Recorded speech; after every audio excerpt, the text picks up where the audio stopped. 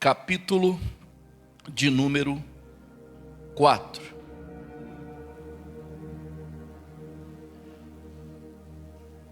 João, capítulo 4. Nós temos aqui uma conversa de Jesus com a mulher samaritana. E foi um ponto aqui nesta palavra que a mulher, ela entendeu que Jesus estava falando com ela, e ela estava falando de algo natural, principalmente da água, né, que ele pediu para ela tirar água para ele. Sendo ela samaritana, ele judeu, aquele povo era um povo que não se dava.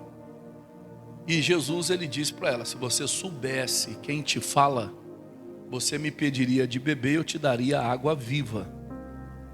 E ela indagou ainda Jesus dentro do natural, falou: senhor, não tem balde, o poço é fundo, como que o Senhor vai me dar de beber, sendo que o Senhor não tem condições de tirar água? Aí Jesus entra, quando ela dá essa deixa para Jesus, ele entra no espiritual e começa a trabalhar no espiritual dela. E uma das coisas que ele diz, ele fala: vai lá, traz aqui seu marido. E aí ela diz para ele: eu não tenho marido. Ele fala: disseste bem, porque você já teve 5, e este que está com você não é o teu marido. Então Jesus traz uma revelação do natural, mas algo que ninguém sabe. E aí então aquela conversa, ela começa então a ter um teor mais espiritual. E aí aquela mulher, ela faz uma pergunta a Jesus, que é onde nós vamos começar a mensagem hoje.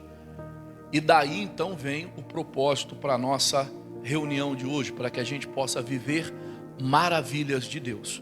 Olha só, o versículo 21 diz assim, ou melhor, a pergunta da mulher no 19, a partir do 19, 4:19. Disse a mulher, ela já trata Jesus aqui de uma forma diferente, né?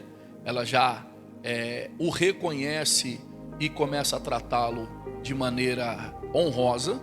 E ela fala assim: disse a mulher: Senhor, vejo que és profeta. Então ela já começa a ver que Jesus, ainda que não foi revelado tudo ainda, ela já começa a ver que Jesus não é qualquer um. Ela já começa a perceber que Jesus não é qualquer um.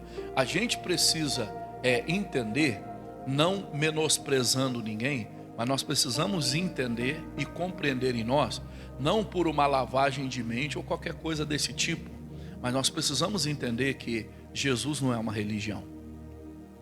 Você precisa entender que por que você está na igreja? Ah, pastor, porque eu não sou da religião X, da religião Y, eu sou da religião A. Não. O evangelho não é uma religião. Literalmente o evangelho é um estilo de vida. Só que se nós não reconhecermos isso, nós não vamos enxergar Jesus como profeta. Nós não vamos enxergar o evangelho com a condição de mudar aquilo que ninguém vê. Vocês estão entendendo até aqui, sim ou não? Há determinadas coisas que precisam mudar e que ninguém sabe. No caso daquela mulher, tinha algo que precisava ser colocado em ordem, que até então ninguém sabia. Mas quando Jesus falou, ela então começa a um reconhecimento: eu vejo que o Senhor é profeta. E aí então ela já começa a fazer perguntas, e dentre elas ela faz uma pergunta a Jesus, mas ela faz uma pergunta de modo espiritual, e ela tem uma resposta espiritual. Olha só: nossos pais adoram neste monte, e vós dizeis que Jerusalém é o lugar aonde se deve adorar. Então olha só, todo mundo buscava a Deus, mas por um aspecto de religiosidade, uns achavam que era errado orar no monte, outros achavam que era errado gerar exclusividade a um lugar aonde que se deveria buscar a Deus, porque uns diziam que tinha que orar em Jerusalém. Uns diziam que a oração era em Jerusalém, até que muitos, até hoje, a oração deles, muitos até hoje, eles oram em Jerusalém, de frente para aquele muro das lamentações que a gente costuma chamar por aqui, eles oram ainda lá. Mas essa mulher falou: olha, meus pais oram aqui, meus pais adoram aqui, eles prestam culto aqui, mas vocês, judeus, vocês dizem que aonde se deve adorar é em Jerusalém. E havia esse hábito, essa prática, de ano em ano, o povo ir a Jerusalém. Mas aí Jesus, ele responde para ela dizendo assim: disse Jesus à mulher, o 21, crê-me que a hora vem, e que em que nem neste monte e nem em Jerusalém adorareis ao Pai. Aí vem para nós a mensagem: vós adorais o que não sabeis, nós adoramos o que sabemos, porque a salvação vem dos judeus. Mas, então olha só, Jesus está dizendo: vocês estão adorando, vocês não conhecem, vocês não conhecem o que vocês estão adorando. Nós conhecemos, a salvação vem dos judeus e ponto.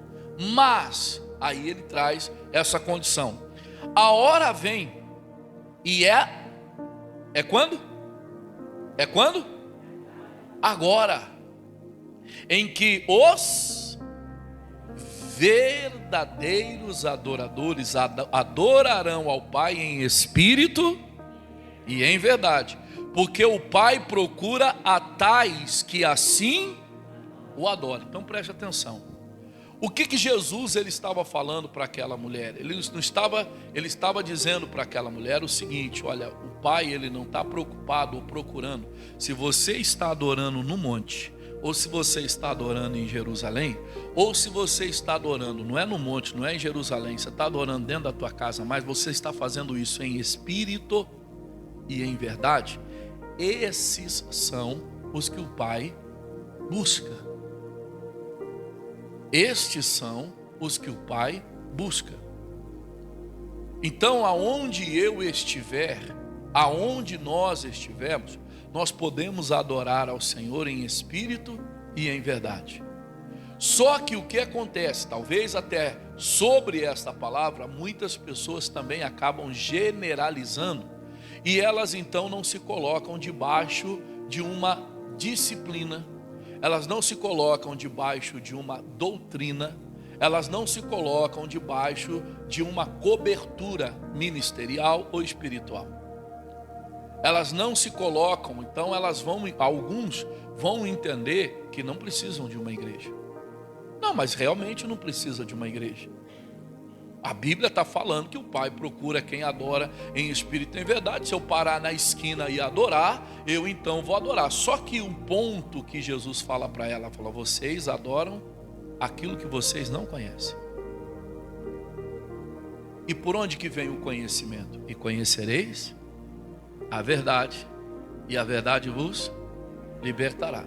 Em João 17, Jesus ele diz: santifica-os na verdade. A tua palavra é a verdade. Então a igreja, ela é o lugar aonde você vem para ouvir a palavra. E na palavra que você está ouvindo, você então propor no teu coração a santificação. A palavra ela está vindo numa vida aqui na terra que na verdade ela não muda. Se você pegar hoje uma pessoa que parou de beber, eu parei de beber, mas a bebida não acabou. Vocês estão entendendo? Eu parei de beber, mas a bebida não acabou, ela só diversificou. Esses dias eu estava no mercado e eu estava vendo uma coisa interessante. Por quê? Porque começou aquele negocinho, corote, não é? Começou aquele negócio corote, vendia o corote, vendia a pinga no corote, a pinga. Só que hoje, por que diversificou, pastor? Agora tem corote de limão, de abacaxi, tem um monte. O que eles fizeram? Eles diversificaram. Ficaram. Mas você parou de beber? Parei de beber. E quem parou de beber? Todo mundo parou de beber, todo mundo parou de fumar. Não parou de sair marca de cigarro. Vocês estão entendendo? Não parou de sair marca de cigarro. Não parou de sair determinadas coisas. Tem determinadas coisas que não parou de acontecer. Há determinadas coisas que alguns de repente falam assim: pastor, mas olha, esse tipo de coisa a gente não vê mais. Mas não vê mais daquela forma porque começou a vender de outra maneira. Mas ainda tem, ainda existe. Mas aquela pessoa que ela foi liberta de algo, que ela parou com algo, aquilo não deixou de existir. Vocês estão entendendo? Porém, nós precisamos do conhecimento cada dia mais da palavra. Para quê, pastor? Para permanecer. O problema, infelizmente, de muitos hoje, não é ele ser um verdadeiro adorador. É ele permanecer como? Não é ele ser. Quantos a gente já viu que foram, não por questão de placa de igreja, mas quantos a gente já viu que foram verdadeiros adoradores e que hoje não são mais? Mas foram. E por que que hoje eles não são mais, pastor? Simplesmente porque não permaneceram. Alguma prova veio, alguma tentação veio, alguma provocação de alguma forma veio, que aquela pessoa, por aquele motivo, deixou de ser um verdadeiro adorador. É estando na presença de Deus, é estando na casa de Deus, é estando diante de Deus. E aí eu volto a dizer para você, não é uma questão religiosa, mas é uma questão de condição espiritual. É uma questão de crescimento. Você vai perceber que aquela mulher, vamos lá no versículo de número 25, capítulo 4, ainda versículo 25. Olha só o que ela fala, ó. A mulher disse-lhe: eu sei que o Messias, que se chama o Cristo, vem, e quando vier, nos anunciará o quê? Olha o 26. E Jesus lhe disse: eu sou eu o que falo contigo. Ela disse: eu sei que Jesus vai vir, eu sei que o Cristo vai vir. Eu tenho esse entendimento, ou seja, dentro dela há uma expectativa da vinda daquele que ela não conhece, que o próprio Jesus falou para ela. Só que agora, na conversa que Jesus está tendo com aquela mulher, Jesus está tendo uma conversa com aquela mulher, e aquela conversa, ela traz um teor agora mais espiritual. Não é o ponto da mensagem para mim não perder hoje, mas você vai perceber que Jesus, ele começou a conversar com ela acerca daquilo que ela estava fazendo. Ele já não chegou falando para ela: olha, você tem que se converter, você tem que aceitar Jesus, você tem que ir para a igreja, você tem que virar crente, eu não sei o que, não sei o que lá. Ele não, ele começou a falar com ela daquilo que ela estava falando, e daquilo que ela estava falando, ele trouxe ela para o espiritual. Agora deixa eu voltar para a palavra, para a mensagem. E agora ela está então conversando com ele à altura ou a nível. E ela está falando: olha, eu sei que o Messias vai vir. Eu tenho esse conhecimento que o Messias chamado Cristo vai vir. Aí Jesus então se apresenta a ela. Jesus então chega e fala para aquela mulher. Aí aquela mulher então ela vai para a cidade dela e anuncia que ela então teve um conhecimento do Cristo. E ela trouxe o povo da cidade dela até Jesus. Mas aonde eu quero chegar, ou até onde eu quero falar com você, irmãos, mesmo que eu já tenha alcançado o status de um verdadeiro adorador, não basta simplesmente eu ser um verdadeiro adorador, eu preciso permanecer. Eu falaria para você nomes de pessoas, que eu também não vou falar, não convém, mas eu falaria para você nomes de pessoas, até de certa maneira, com uma influência grande, que foram verdadeiros adoradores. E que hoje, se você ouvir essas pessoas falando, elas cospem na face de Jesus. daquele que foi adorado por eles, daqueles que inspiraram eles em algum momento, mas talvez pela fama ou por alguma coisa que foi oferecida, ou até mesmo pela religião, eles foram massacrados, ou até mesmo não foram massacrados, mas acabaram que aceitando uma influência externa e deixaram de ser aqueles que eram verdadeiros adoradores. Deixaram de ser. Eu falaria para você, cantores, agora então vamos generalizar todos os cantores gospel são assim? Não.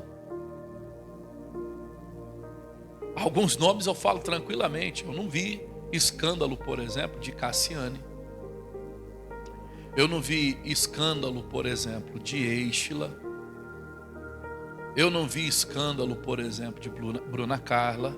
Eu não vi escândalo dessas pessoas. Mas alguns arrastavam multidões e eram verdadeiros adoradores. Alguns que quando cantava determinados louvores, você chorava, e não chorava porque o louvor era bonito somente, mas aquele louvor, aquela voz te levava literalmente na presença de Deus, aonde você se comportava literalmente como um verdadeiro adorador. Mas aquelas pessoas não permaneceram. E hoje, pastor, o que acontece? Hoje não é diferente. Hoje há um problema nas igrejas, no modo geral, que as pessoas não estão permanecendo como verdadeiros adoradores. Elas até permanecem como religiosos, mas não como verdadeiros adoradores. Há pessoas que elas vão dizer: não, bicho, a Santa Ceia? Não, mas não deixo de ir numa, vou em todas, não falto na Santa Ceia. Mas ela só vem na ceia.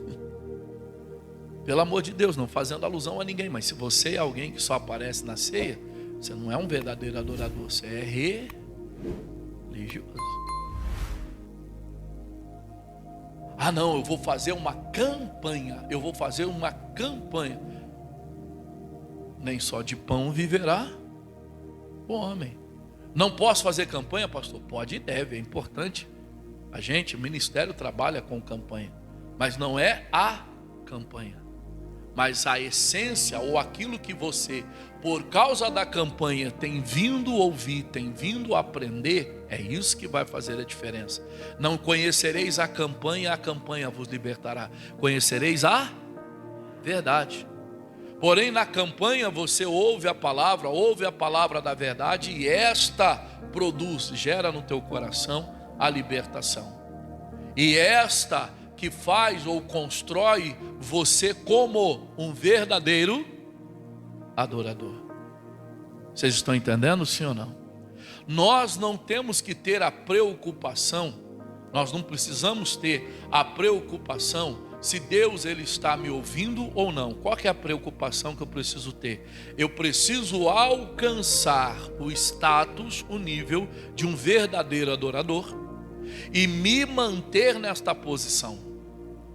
Me manter nessa condição de verdadeiro.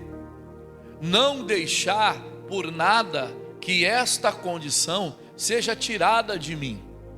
Até porque eu posso até dizer: não, mas foi um custo para mim chegar, não foi da noite para o dia. Para que eu pudesse alcançar esse nível espiritual que eu estou hoje, não foi fácil. Então também não posso deixar que ele seja tirado de mim fácil. Ah, pastor, porque comecei a desanimar, comecei a ficar desanimado. Mas você custou para alcançar o nível, e agora o desânimo está tirando você dessa condição. Ah, mas porque eu já não sei o que, é porque eu tentei fazer alguma coisa, não consegui, é porque eu fui para lá, não consegui, é porque eu subi, não consegui, parece que não está dando nada certo, e aí parece que não está dando nada certo, você começa a deixar que a estatura espiritual que você alcançou também se deixe. Ah, mas eu comecei um namoro, não deu certo o meu namoro. Aí também espiritualmente você não é mais como era.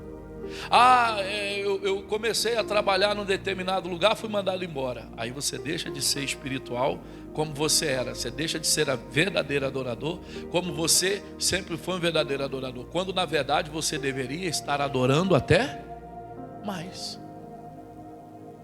Até mais. É o tempo, e esse tempo é agora. Esse é o momento que nós vamos alcançar, se não alcançamos ainda, a estatura de um verdadeiro adorador. E esta estatura, nós precisamos trabalhar nela para que a gente possa conservá-la. Abre rapidinho João capítulo 17. João 17. Aqui Jesus fala algo para nós, em João 17, que é mais um princípio de conservação.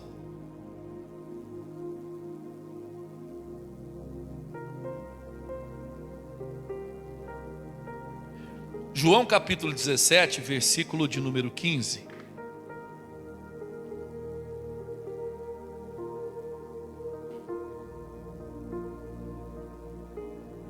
João 17, 15. Quem já encontrou, diga amém.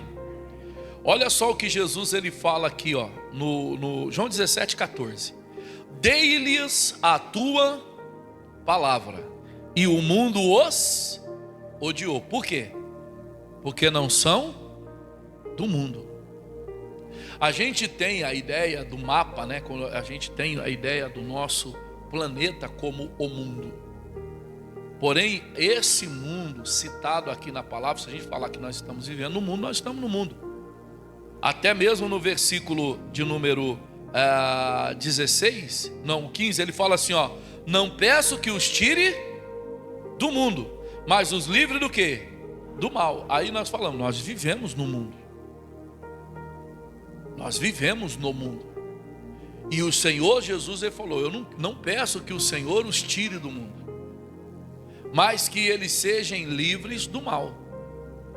Então nós viemos, nós viemos construindo uma vida, e nessa construção, nós estamos sendo cada dia livre do mal. Nós estamos alcançando a libertação do mal. Tudo aquilo que a gente começa a entender pelo Evangelho, ó, presta atenção, aquilo que a gente começa a entender pelo Evangelho, pela palavra, que é mal, então nós começamos a tirar isso. Nós começamos a tirar.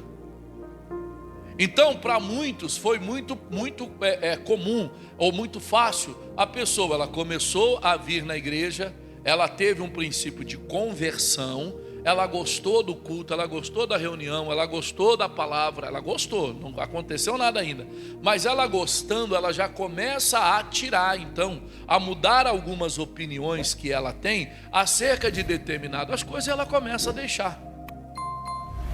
Mas a conversão e a realidade de se tornar um verdadeiro adorador é tirar aquilo que infelizmente muitos não querem nem que mexa. Vocês estão entendendo, senhor? Não? Há determinadas coisas que a pessoa fala assim, não, mas isso aqui não tem nada a ver com ninguém, não é problema de ninguém, é problema meu isso aqui. Não, mas isso aqui eu faço faz tempo, isso aqui eu sou faz tempo. E a pessoa então não se deixa ser tratada ali. E quando a gente não deixa, ele fala, eu não peço que eu tire eles do mundo, mas livre eles do mal. Qual mal, pastor? Todo mal. Todo mal. Ainda assim há determinadas coisas que pode ser que eu não veja problema, até porque já estou acostumado, mas é mal. E quando a palavra ela bate naquilo ali, eu preciso permitir que aquilo seja resolvido.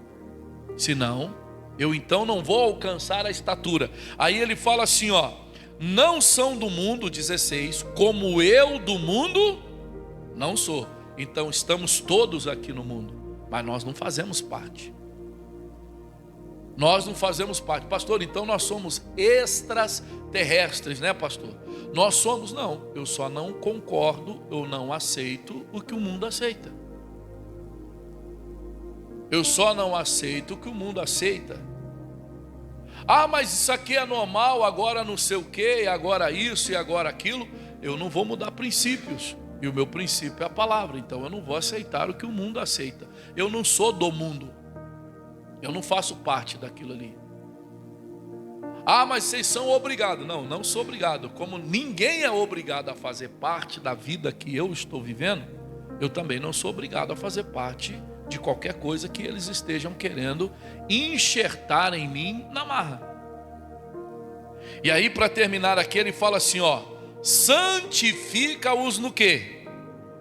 A tua palavra é a verdade. Então entenda, o Senhor aqui na oração, Ele traz para nós, na oração dele a Deus, o próprio Jesus orando a Deus, Ele pede a Deus que nos ajude a permanecer. Nos ajude a permanecer. Eu acredito que Ele sabia que muitas coisas, elas viriam, há quanto tempo, vamos rapidinho aqui, há 20 anos atrás, ouvia-se falar de depressão? Se falava? Há 20 anos atrás, se falava de crise de ansiedade? Não. A doença da época, 20 anos atrás, era HIV, não lembra? Como o povo tinha um negócio com aquela coisa de HIV. Hoje fala-se de HIV? Não fala. Hoje não fala. Há mais de 20 anos eu cheguei a presenciar algo do câncer. De câncer há uns 20, 25, 26 anos atrás. Há uns 25, 26 anos atrás. E as pessoas que tinham, não posso falar as pessoas, mas eu lembro de uma pessoa que tinha que nem o nome câncer era citado. Quando a pessoa, há tanto tempo atrás, ela tinha um problema desse, alguém falava assim: o que está acontecendo? Ela está com o bicho, às vezes usava essa expressão, um bicho maldito. Ela está com um troço ruim. Usavam esse tipo, não falavam nem o nome. Não falavam nem o nome. Hoje se fala mais. Hoje se fala mais, hoje se fala de nome, hoje se fala de grau, hoje se fala mais. Então, de certa forma, você entenda, todos nós estamos no mundo. E aí o Senhor, Ele dá esse exemplo dizendo que somos sujeitos às paixões. Sujeitos às paixões. Mas todos que são santificados na palavra, santificados na verdade, eles conseguem permanecer como verdadeiros adoradores. E o objetivo do propósito é que você permaneça. Às vezes, nós estamos declinando da posição de adorador, sabe por onde? Pelas nossas opiniões. Uma das coisas que pode fazer, eu já vi muitos verdadeiros, deixarem de ser por causa disso. Um exemplo: trocou de pastor. Trocou de pastor. A primeira ideia que a pessoa tem: agora que a gente estava gostando desse. E é claro que tem uma ajuda ainda muito maligna na ideia: esse é muito diferente. Se trocou, já era para ser diferente. Vamos supor que o próximo pastor que chega aqui seja um loiro de olho verde. Já mudou. Até na cor. Ah, mas é diferente. É claro, rapaz, ele não nasceu da mesma mãe que eu. E os meus irmãos que nasceram da mesma mãe, não é igual? Então mas a pessoa se incomoda muitas das vezes com a diferença e não percebe que o incômodo da diferença faz com que ele deixe de ser um adorador. Às vezes por isso até sai da igreja. E saindo da igreja deixa de ser alguém que está acompanhando a verdade. E de verdade, não é perder para outra igreja, não. Até se for para outra igreja, amém. Mas aquilo que a pessoa estava num processo, e às vezes muito avançado de um verdadeiro adorador, quando ele sai, não adianta ele dizer que ele deu continuidade naquele processo, porque ele vai para um outro lugar, ele vai precisar se adaptar àquele lugar, ele vai precisar conhecer aquele lugar, ele vai precisar aceitar aquele lugar, ele vai precisar lutar contra as opiniões dele acerca daquele lugar, até que quando ele começa a chegar de novo na estatura de um verdadeiro adorador, alguma coisa acontece ali dentro que ele não concorda, que ele não gosta, ele sai e vai para outra. Aí ele vai indo. Nunca ele alcança uma estatura de verdadeiro adorador. Ele vive sendo dominado por opiniões, porque ele não permanece. Eu não vou lá, mas a palavra de Deus, ela fala em Jó que há esperança, até para a árvore cortada, porque ela caiu e ela permanece. E porque ela permanece, ela volta a brotar. Até para a árvore cortada há esperança. Porque ela cai e fica ali. E se ela ficar ali, ninguém tirar ela dali, ela fica ali, ninguém tira, ela permanece ali, ela brota de novo. Ela brota de novo. Há esperança até para a árvore cortada. E a esperança que se tem é pela permanência. Irmão, permaneça. Permaneça. Qualquer coisa que puder ou que vier a acontecer, seja o que for, que já é praxe, por exemplo, de ministério. Pastor, o senhor vai ser trocado? Até agora não. Mas e se o senhor for? Permanece. Você não tem que ter pastor de estimação, já falei. Permanece. Ah, mas aí, e se o senhor foi transferido, chegou outro que é diferente? Então você vai até você entender a diferença daquele, porque já foi para ser diferente. Vai até entender a diferença. Ah, mas eu não gostei. Sai disso aí, irmão, sai desses negócios. Ah, mas eu não concordo. Sai desse trem aí. Isso não vai atrapalhar o ministério, vai impedir você de alcançar a estatura de um ver que o Pai procura. O Pai procura verdadeiros adoradores. Ele pode adorar em qualquer lugar, mas o Pai procura verdadeiros. Porém, os verdadeiros são aqueles que permanecem. São aqueles que permanecem. Vamos orar?